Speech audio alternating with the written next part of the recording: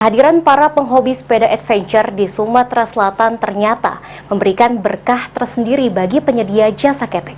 Mereka yang biasanya hanya mengandalkan penghasilan dari warga sekitar, kini mulai memberikan servis bagi pecinta sepeda untuk menyusuri Sungai Musi.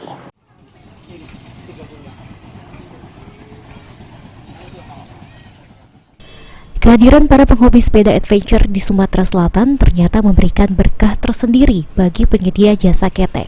Ternyata, mereka yang biasanya hanya mengandalkan penghasilan dari warga sekitar, kini mulai memberikan servis bagi pecinta sepeda untuk menyusuri Sungai Musi. Seperti yang diakui Samsul, penyedia jasa penyeberangan sungai yang biasa mangkal di Dermaga Sementul, Kecamatan Rantau Bayur, Kabupaten Banyuasin. Samsul biasanya hanya menyeberangkan warga dan motor ke seberangan dermaga. Namun, sejak seringnya pesepeda menjelajah perkebunan dan hutan Sementul, kini Samsul juga memberikan layanan jasa penyisiran Sungai Musi dari Sementul ke dermaga Pulau Kerto Gadus. Sebelumnya, dirinya hanya mendengar rekannya kerap mengantarkan para pesepeda. Namun kini, Samsul mendapatkan giliran tersebut. Dari dermaga itu, nah ini ada goeser-goeser lintas alam.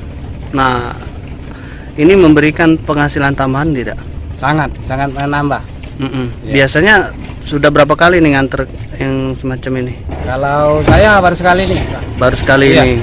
Kalau kawan-kawan sering. Iya. Jadi harapannya gimana dengan para pesepeda ini? Ya senang memang tuh. Iya. Sering-sering lah. Iya, sering-sering senang kita.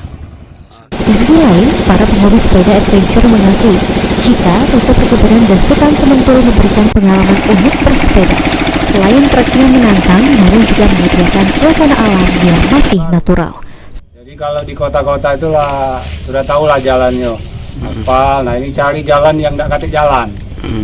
Jadi bersepeda itu cari trek yang belum tahu treknya, itu suatu tantangan. Ventur seperti ini kan, tanpa polusi, tanpa apa lagi? Tanpa kemacetan. Ini dari klub Russo Racing Team.